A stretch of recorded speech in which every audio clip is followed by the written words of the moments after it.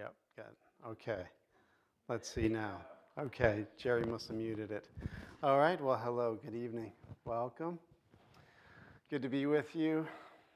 We're going to be looking tonight at the lost science of ascension and the end of the age.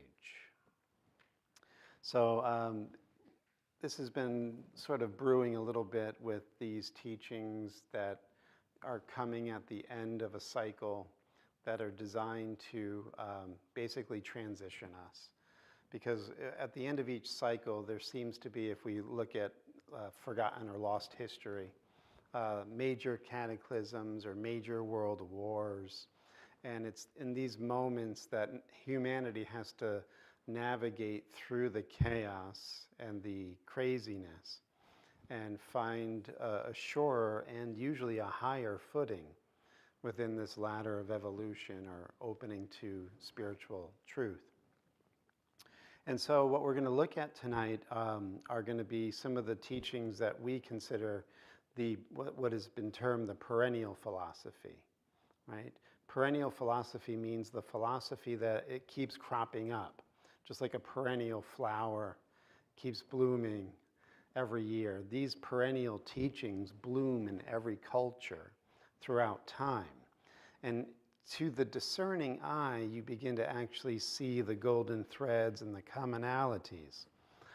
So we're going to see that in teachings such as Plato, the Bhagavad Gita, Christianity, A Course in Miracles. These are all continuums on this perennial wave of transmission.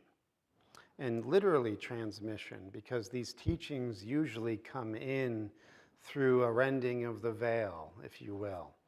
The opening up of these higher teachings requires oftentimes the descent in order to trigger the ascent. And what's fascinating about this, if you consider this descending and ascending dynamic that goes on with these teachings, the Sanskrit word for descent is avatar. So it actually requires the coming in of an avatar to give the next wave of the perennial teaching.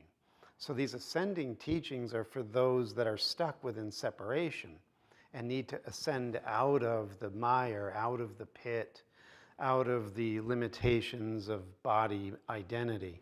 But in order to have that jump start, a descent is required. And so the avatar is that figure that comes in to ignite the process for humanity to make their ascent. So you have avatars like Buddha, Krishna, Jesus, that have brought these revivifications of the perennial teaching, this resurgence or rebirth that is required. And so the way it's going to go tonight is we're going to be looking at sort of how this knowledge does get lost. We forget it. It gets buried, it gets corrupted, it gets distorted. And then it becomes necessary for another wave or another installment or another revelation to bring it back. Okay, so let's just get still for a moment.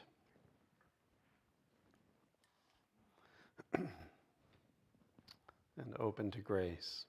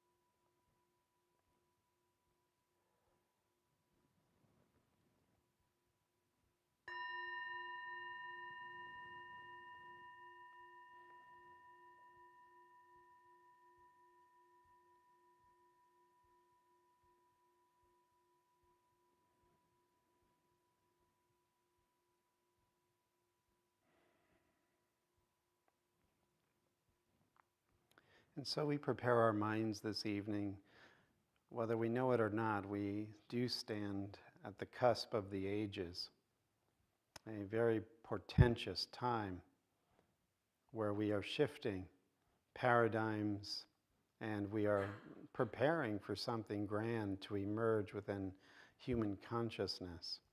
Many of us have known this for many years, and it's at the doors. And so let us collectively join in one intention tonight to pull through with this higher will, a deeper understanding, a fresher insight, and a more direct experience of this ascent of soul that we so desperately need and truly want. And so it is. I thought it fitting to start with something quite to the contrary of ascension teachings. This is taken from Nietzsche, Friedrich Nietzsche's book, The Happy Science or The Gay Science. And it's a story of what happened when we shifted from the age of faith to the age of reason. Now, mind you, in our human culture, we do go through this process of, reevaluating our values, as Nietzsche would say. And faith in its embodiment as Christendom was very domineering, very suffocating, and it didn't allow for the freedom of thought and open-minded pursuit of truth. It had its own brand, and it was institutionalized and enforced with blood and fear and fire. And so in many ways we had to break from that. But we did throw the baby out with the bathwater in this scientific revolution. And it's here that Nietzsche's story picks up, because Nietzsche's writing this around 1882. Right? And this is right when Europe has gone into full-blown scientific materialism. It has, as a collective, and that it also, of course, came into our American society, have completely denounced the reality, at least at the academic and intellectual levels, of God's being. And so Nietzsche's madman is very much like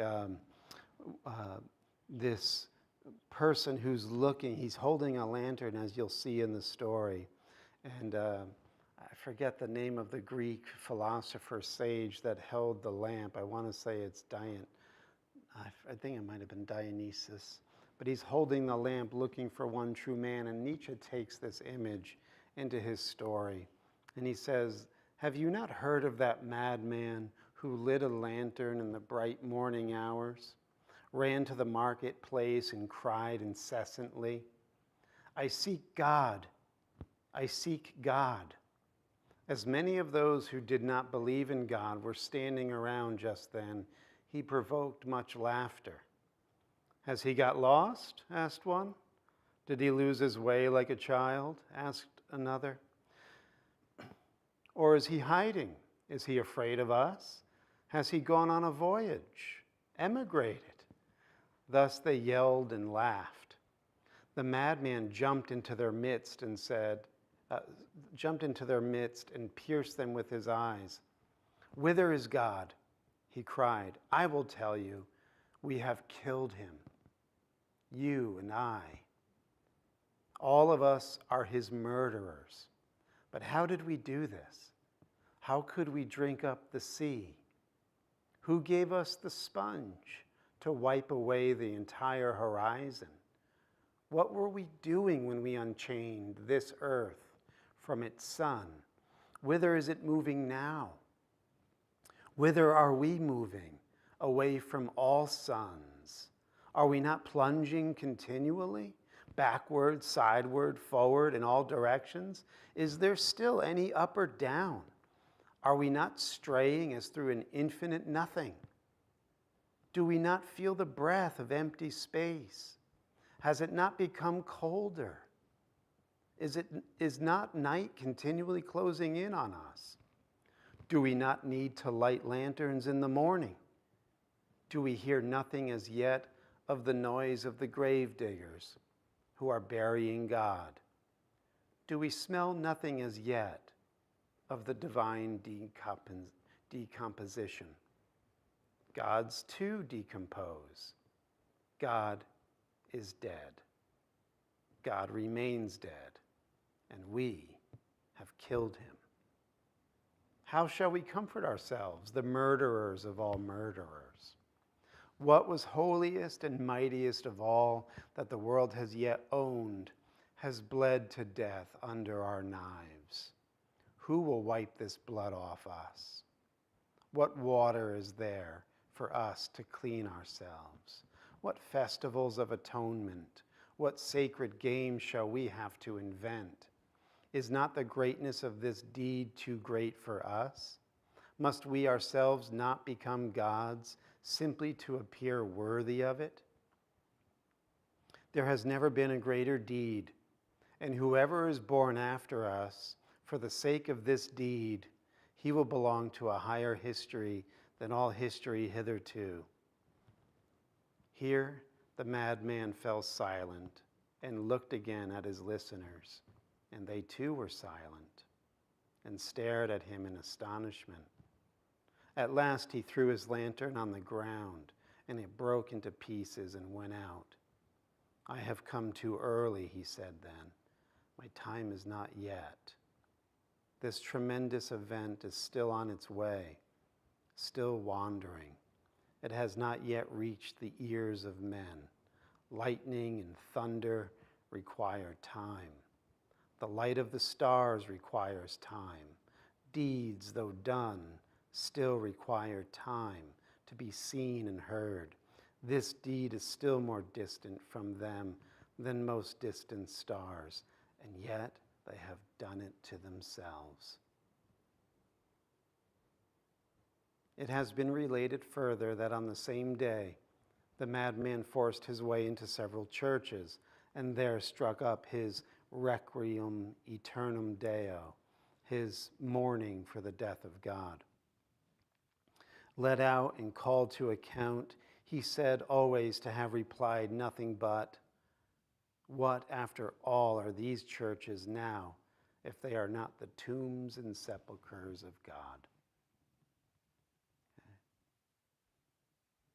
So this is where we find ourselves, says Nietzsche, at this age of crazy, unchained, wheeling, and woe, that we've disconnected ourselves from magnetic north, and we have no compass as a culture. So truth is whatever you want it to be, right? We see this in our current time, that you can literally drum up a world war and give falsehood as the reasons for it. And if you repeat those falsehoods enough, they somehow become true. And people just are going to sleep and not doing anything in terms of speaking to this fake and fraudulent way of being. And it's because we have unchained ourselves from that inner sun. And so what we find is the philosophia perennis, this perennial philosophy, is first and foremost to reconnect us to this inner secret fire, this place where we actually can anchor ourselves in these times of crisis and change, where we can begin to pick up the transmission and the presence of something that is changeless and sure, something that endures through every catastrophe and hardship, a light that can never go out, unlike the lantern of the madman. But his voice was heard, and the people that listened were silent, because deep inside, we all know secretly in the unconscious, we have murdered God. This is the language of A Course in Miracles, if you're familiar with it. He's saying we are trying to run in consciousness from this inner unconscious guilt that we have severed ourselves from the great central Son, or the Divine Father. And in place of this, as the madman was saying, We have created these alternate realities, or a world of distraction, whereby we can amuse and entertain ourselves while we stand on the corpse of God. And so what we want to find within ourselves, first and foremost, is this need that is often expunged or extinguished within our society, something that we don't normally even pay attention to. We quickly distract from.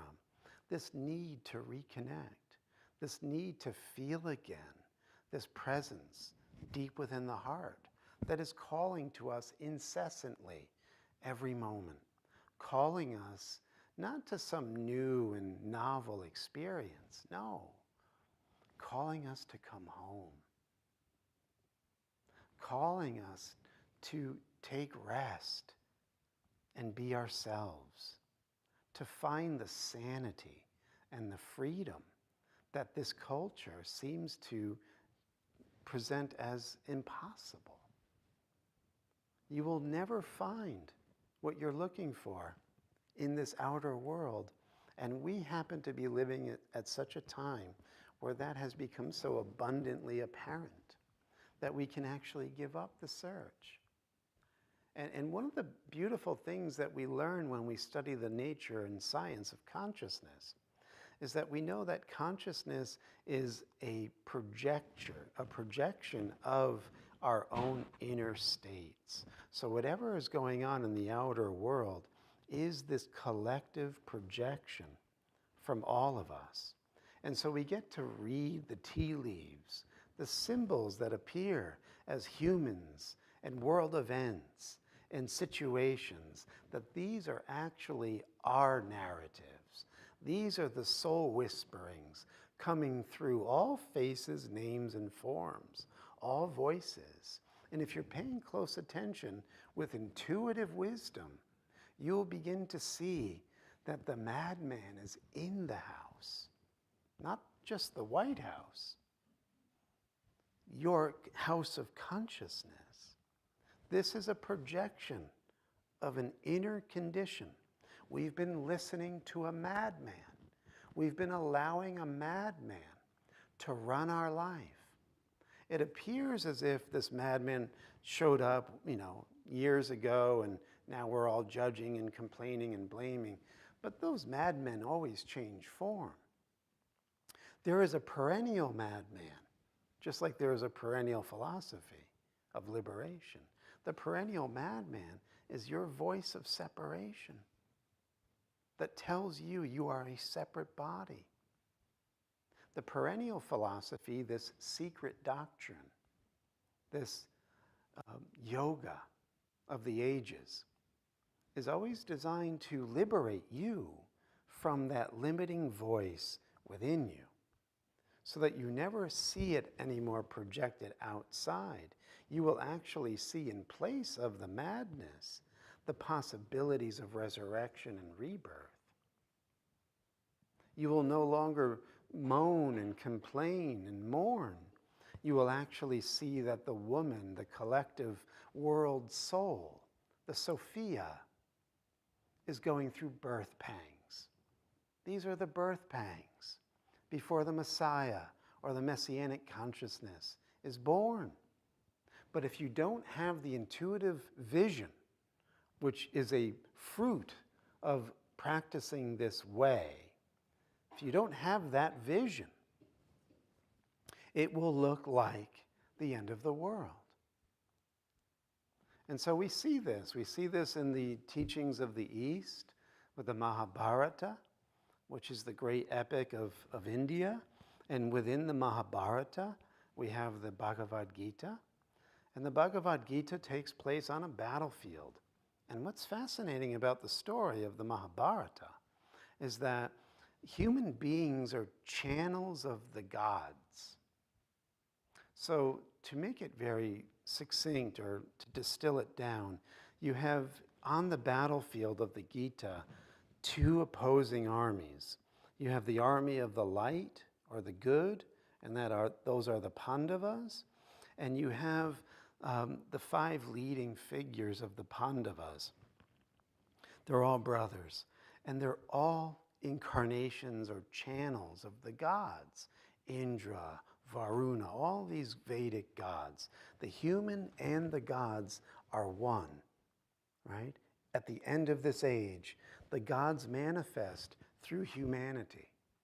And on the other side, you have the Kurus, and they are the forces of darkness, and they too are channels. And you have the channels of the demons as human forms, and they want to destroy the world. They're psychopathic. They want to enslave humanity. They have no interest in preserving, nurturing, or evolving life. They are takers and consumers and destroyers. That is their mindset. That's all they want. It actually brings them joy. And if you read the Mahabharata, you'll see this beautifully displayed.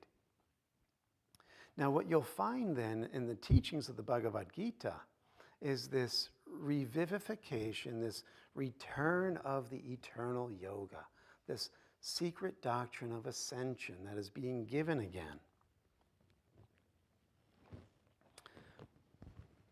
And Krishna says in the 4th chapter of the Bhagavad Gita, this imperishable yoga I gave to the sun god, Vivaswan.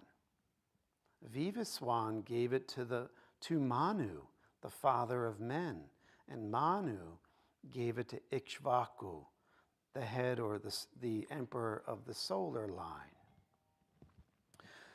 Thus handed down from one to another, the royal sages knew it till it was lost to the world through the great lapse of time. This same ancient yoga has been today declared to you by me. And he's saying this to Arjuna, but he's saying it to us.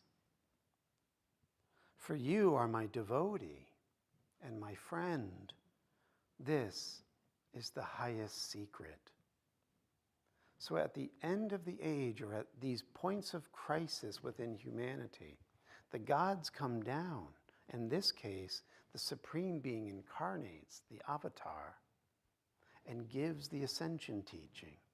And for everyone that considers the avatar friend and devotes their life to the avatar, the presence of the Master, whether it's Jesus, Krishna, Buddha, you receive this teaching on the inner plane of your consciousness. You begin to be seeded with this truth.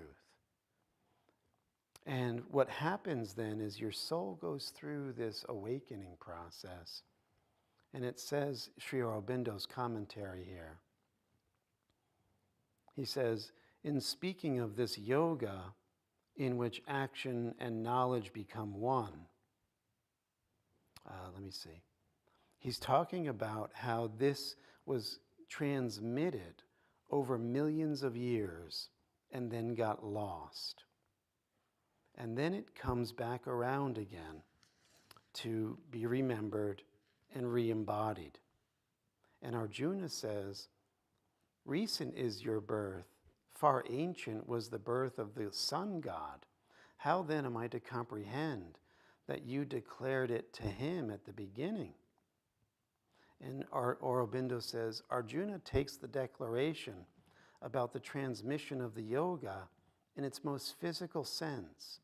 There is another significance in which it can be taken, and asks how the sun god of the firstborn of beings, ancestor of the solar dynasty, can have received the yoga from the man Krishna, who is now only born into the world. Krishna does not reply, as we might have expected him to have done, that it was as the divine, who is the source of all knowledge, that he gave the word to the Deva, who is the form of knowledge. And Krishna says, many are my lives that are past, and yours also, Arjuna. All of them I know, but you do not. Though I am unborn, though I am imperishable in my self-existence, though I am the Lord of all beings, yet I stand upon my own nature, and I come to birth in this Maya. for the deliverance of the good, for the destruction of the evildoers, and for the enthroning of the right. This Dharma I am born from age to age to transmit. Now, what's fascinating about this word Dharma, it comes from a root which means to bind or hold together. And as we were looking at Nietzsche's description of our age, we have cut the cords of everything that has anchored us to truth. Truth has been lost. Truth has become relative. Truth is whatever you want it to be. And what the Dharma does is it binds your consciousness back into the truth. It reconnects you. It holds you firm and still. And so this Dharma is what provides stability. And Aurobindo says, we have to remark carefully that the upholding of Dharma in the world is not only the object of the descent of the avatar, that great mystery of the divine manifest in humanity. For the upholding of the Dharma is not an all-sufficient object in itself, not the supreme possible aim for the manifestation of a Christ, a Krishna, a Buddha, but is only the general condition of a higher aim and a more supreme and divine utility. For there are two aspects of the divine birth. One is a descent, the birth of God in humanity, the Godhead manifesting itself in the human form and nature, the eternal avatar. The other is an ascent, the birth of man into the Godhead. Man rising into the divine nature and consciousness. It is the being born anew in a second birth of the soul. It is that new birth which the avatar and the upholding of the Dharma are intended to serve. Right, so it's, again, a very important insight that as things become increasingly more chaotic on the outside, when systems and governments and economies break down, and we might feel like we're going through a tailspin, where we might really see the underpinnings and the pillars of our empire crumble. It's quite possible, not doomsday saying that I'm trying to instill fear here, but it's quite possible. And what you want to do is anchor yourself on something that is going to get you through this, no matter what. And what's being said here is you want to awaken this union with the divine source that is coming in each instant as this fully realized presence to raise you up within your consciousness. And there will be no fear when the mind has surrendered to this process. It's the surrendering that is required on our side, right? That surrendering is the opening. The descent can then come. We then experience the seeding or the regenerating event when we open. And then we are lifted. We are raised. We are resurrected. This is, again, a perennial teaching. The pharaohs did it. The Greeks and the Eleusinian mysteries did it. The rishis and the rajas in India did it. The Levitical priesthood did it. This is perennial. This is our humanity. The Buddhist monks do it. These are the teachings that we require as humanity when we're getting ready to hatch, when we're getting ready to wake up.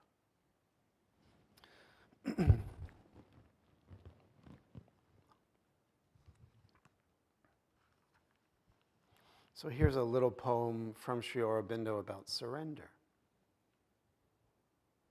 Speaking to God, O thou of whom I am the instrument, O secret spirit and nature housed in me, let all my mortal being now be blent in thy still glory of divinity. I have given my mind to be dug, thy channel mind. I have offered up my will to be thy will. Let nothing of myself be left behind in our union mystic and unutterable. My heart shall throb with the world beats of thy love. My body become thy engine for earth use. In my nerves and veins, thy rapture's streams shall move. My thoughts shall be hounds of light for thy power to loose. Keep only my soul to adore eternally and meet thee in each form and soul of thee. So he says beautifully here, this resurrection, this inner birth of the light body.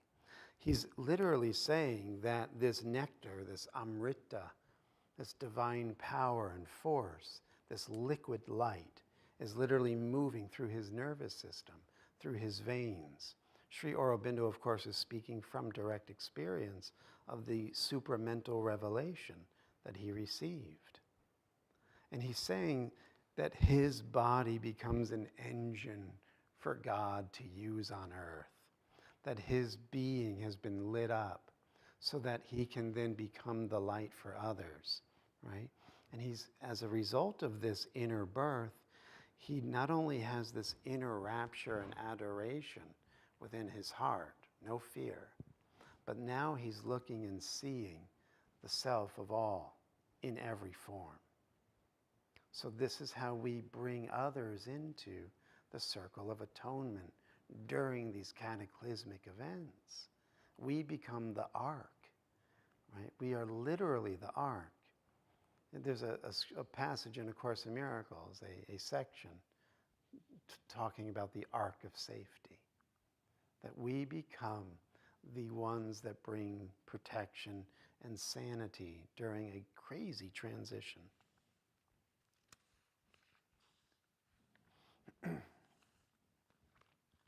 Here's another on transformation. My breath runs in a subtle rhythmic stream. It fills my members with a might divine. I have drunk the infinite like a giant's wine. Time is my drama or my pageant dream. Now are my illumined cells joy's flaming scheme, and changed my thrilled and branching nerves to fine channels of rapture, opal and hyaline, for the influx of the unknown and the supreme.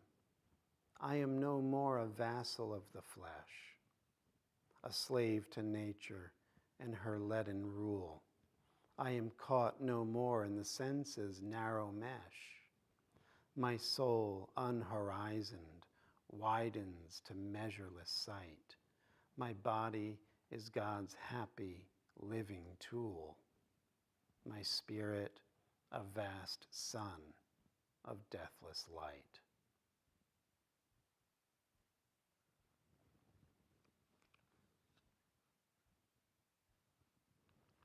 So Sri Aurobindo, of course, is a revivifier. Some would even consider him to be an avatar who brought back the teaching and is speaking again from that embodied place of the new birth and what it can entail in that inner transformation.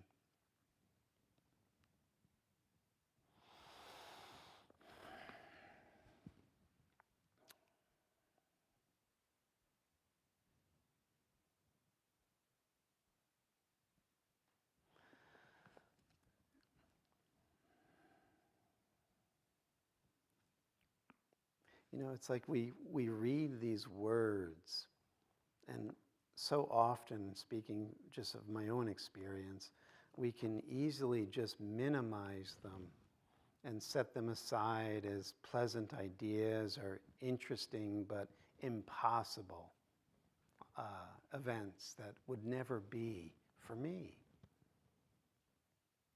And what we're really, I hope, getting inspired to see is that there is only one dreamer of this world of dreams.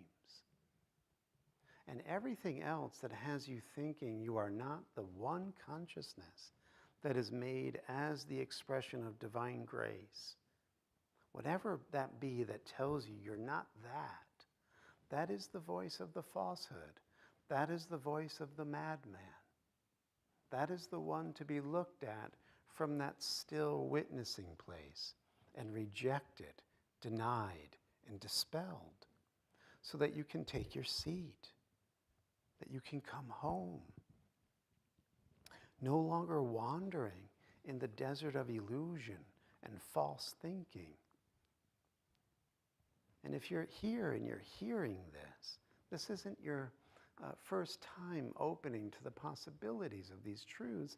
Many of us have already ignited. Many of us have already been born again, if you will. But we are being called to a higher calling even now, to shed all of the mortality that still seems to hinder us. This is a vast and powerful opportunity. You know, the Sufis talk about the inner jihad. So again, it's this outward picturing of an inner condition. You can reinterpret everything that's going on as your own world war, your own jihad. And you can begin to see that whatever is giving you obstacles to rejoining that sacred fire, preventing your ascent, is to be obliterated, annihilated, given no truth, and rejected.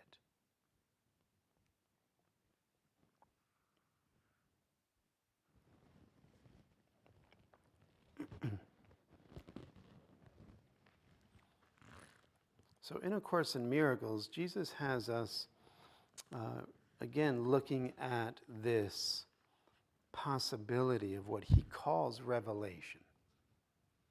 Revelation is when you have liberated the immortal spark, and that immortal spark has joined the great central Son of the Father again.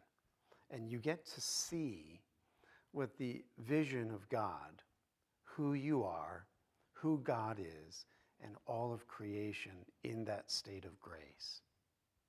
And what A Course in Miracles is designed to do, he says it in the early chapters, is prepare you for the beatific vision. He says the beatific vision will come to all of us. This is a required course. The reason why it's required, as he tells us in the workbook, speaking to the one dreamer of the dream, is because he is not at home. He wanders about aimlessly, seeking what he will never find in a world of illusion. And when we're prompted to come home, we will begin to exchange these miraculous ways of thinking and being with one another. He says miracles prepare the way for revelation because they set the environment or atmosphere of your consciousness. Miracles are like these deposits or radiations of divine love coming from the higher world and infusing your consciousness. He says miracles come from the higher order of being, and they are like creative energizers. That's what he calls them. And they awaken in you this deeper intuitive vision of Holy Spirit consciousness. And he says when that becomes strong and stable in you, God will take you to himself. And there will be at some point, if you're committed to this way, where the veils will come off and you will see and you will know.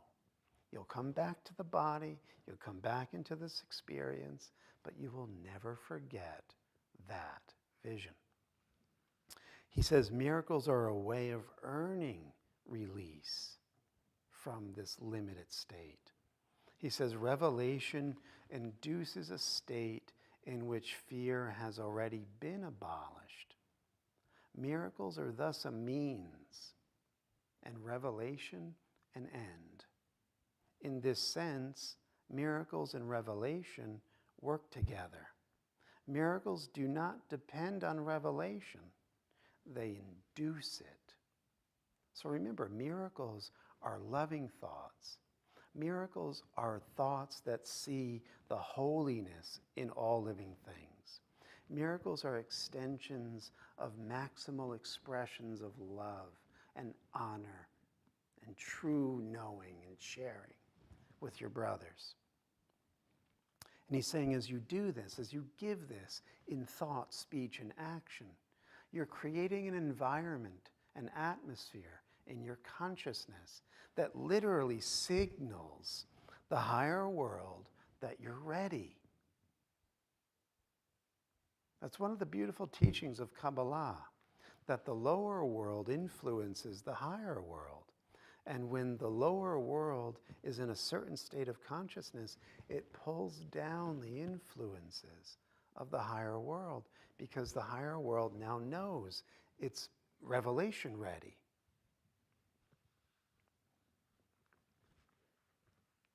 You are quite capable of miracles already, even if you may be still too fearful for revelations. Now listen to this. Revelation will occur after you engage at the visionary level in a process of denying fear.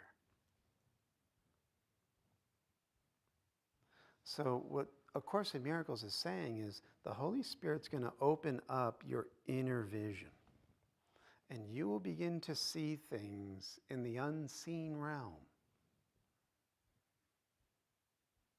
And these parts of the imagination will open up, and you will actually be going in your ascension. And as you ascend into these deeper and more subtle spaces of your consciousness, going back up the ladder as Jesus describes it later in the text, you will see these ancient forms of fear or limitation or things that are, ungodly, of the dark. And you will deny them. You will release them. You will see through them. You will no longer make them real. He says, you will engage at the visionary level in a process of denying fear. And when that is fulfilled, he says, revelation will come. And he says revelation is intensely personal and is actually not translatable into conscious content at all. And this is one of the things that we're going to see on the visionary level when we go through our ascent. All of the ways that we have denied and murdered God in our consciousness. We're doing it now, or we would be in Revelation, no? Isn't that true? That God is everywhere, he's invited in. How do you step out of infinity? How can you be anywhere God is not? So there's a willful denial that's going on an unconscious level. When we open up the inner vision, we're going to see the denials. And they may come in feelings and colors and forms, whatever. But you deny them. And they are released. And then you're going to have an intensely personal experience. And this is one of the reasons why we're denying it. Part of us doesn't really feel ready, worthy, or able to encounter the infinite source. And so this intensely personal experience, this beatific vision, which would be so ecstatic and joyful, actually becomes fearful, unwanted, unappetizing. So we will go through this process, and then we will have this intensely personal experience of ascending back into the heart of God.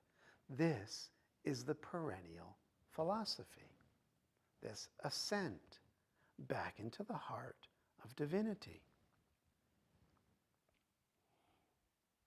And he says, when you have this experience of revelation, it's going to be impossible to describe it in words because it's incomprehensible on the human plane. Revelation induces only experience. Miracles, on the other hand, induce interpersonal action. In the end, miracles are more useful because of their impersonal nature. In this phase of learning, working miracles is more valuable because freedom from fear cannot be thrust upon you. So get what he's saying here. How do we bring our fear down and prepare ourselves for the ascent? Love one another. No more attack thoughts. No more judgment. See the divine hand operating behind all events. Don't be afraid. Fear not. Don't let your hearts be troubled. You believe in God. Believe also in me. I have prepared a place for you. This is how we prepare ourselves. We trust and we extend love. And when we do this, we become revelation ready. And God can call us home and give us that touch. And once you have that touch, he says, you'll never recover. And in other words, and he's using a pun here, you'll never cover it up again. You won't want to forget it. And there's nothing in this world that is more dear.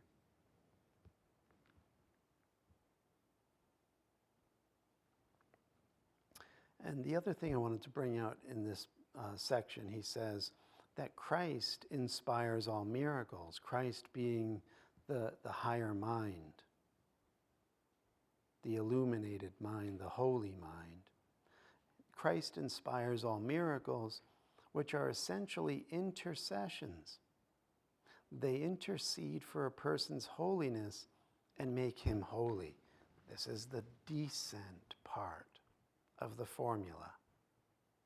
The Christ mind is the avatar mind, the Buddha mind, the Krishna consciousness. It intercedes, it infuses, it descends into your consciousness. It's undeniable. It undoes the ego.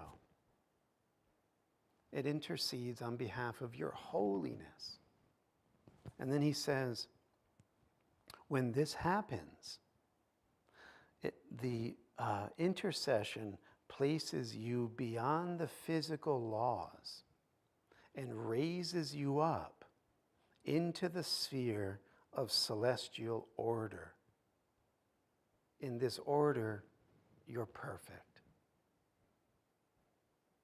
So this again sounds like sci-fi for many that are not attuned to these teachings.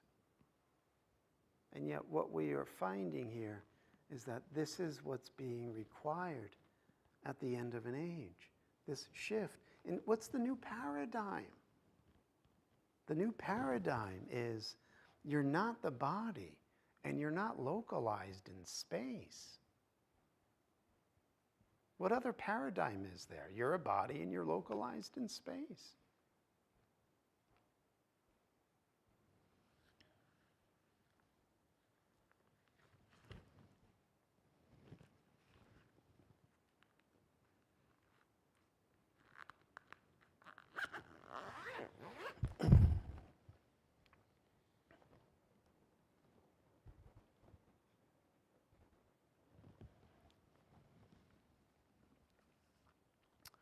I brought this book along, just maybe end with this. This is a Another example of how the perennial philosophy comes back in. Um, say what you will, she was a controversial figure, but quite remarkable. Helena Blavatsky founded the Theosophical Society, and in many ways she was a popularizer and a reviver of the perennial teachings. And like we've been saying, she said that all of her information came from a group of hidden masters, right? And so in a way that we're seeing how these illumined beings are directing their instruments on earth. Like Sri Aurobindo said, I'm an engine for your work on earth, right? And Blavatsky felt very much the same, that she was a channel for the master behind her. And she just says this in speaking about one of the great figures of our Western heritage, the philosopher Plato.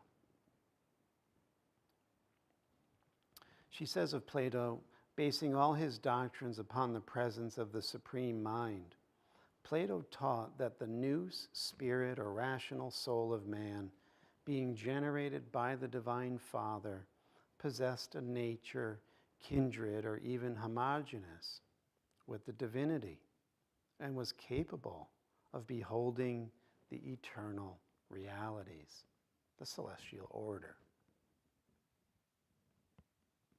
This faculty of contemplating reality in a direct and immediate manner belongs to God alone. The aspiration for this knowledge constitutes what is really meant by philosophy, the love of wisdom. So this is a key point. We oftentimes, and especially in our degenerated age, think of philosophy as logic and dry thinking. In the ancient world, philosophy was this ascension teaching, this love of wisdom to rejoin or reconnect with the divine reality, to know your place in the celestial order. Plato, of course, received that initiation and transmission. The love of truth is inherently the love of good, and so predominating over every desire of the soul, purifying it and assimilating it to the divine, thus governing every act of the individual. It raises man to a participation and communion with divinity and restores him to the likeness of God. This flight, says Plato, consists in becoming like God, and this assimilation is the becoming just and holy with wisdom.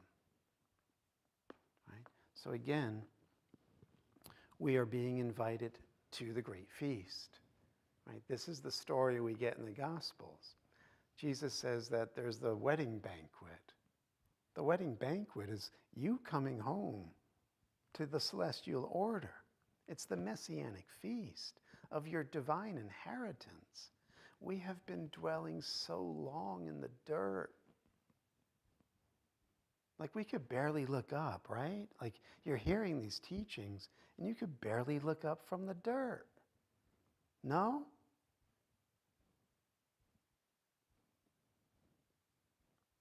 And yet within you is this divinity.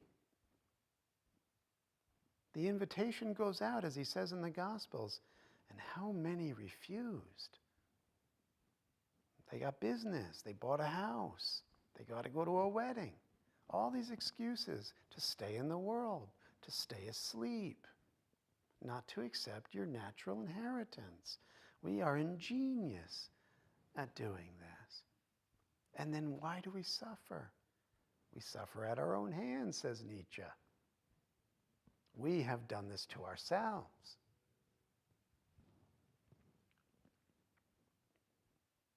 The call goes out incessantly, every moment. The only question is, are you listening? Are you willing to say yes to the call? And if so, you will change your life. You will mold your life according to the guidance of the Spirit within. Will it become uncomfortable at times? Yes. Will it be apocalyptic? Yes. But there's nothing sweeter, nothing more beautiful, and nothing more meaningful.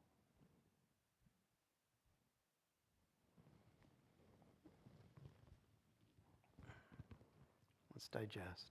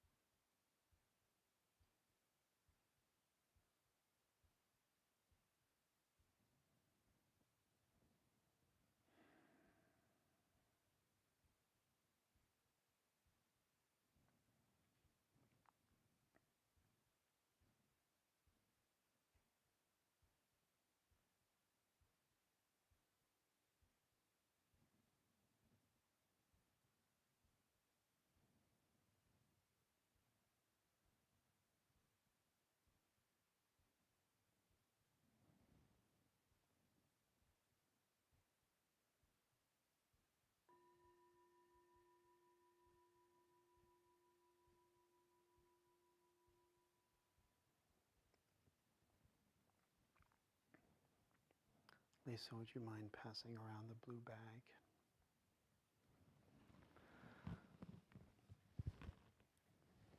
So if you're joining online, you can click the link below to donate to the 5 p.m. service. Thank you very much.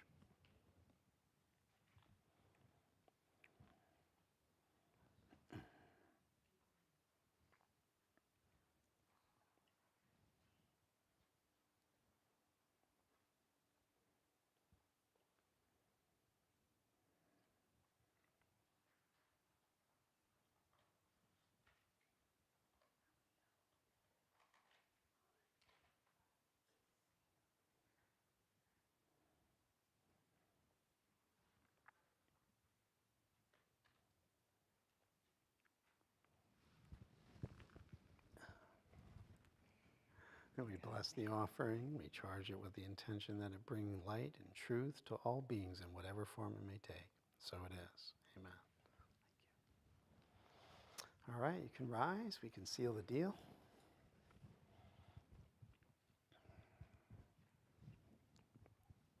And as you turn within, know that you are a carrier of the sacred flame, this eternal, immortal, divine spark, this traveler of the worlds that will only come to rest when it rests in God. For God is the light that surrounds us. Okay, so God, sorry, we know that God, somebody started,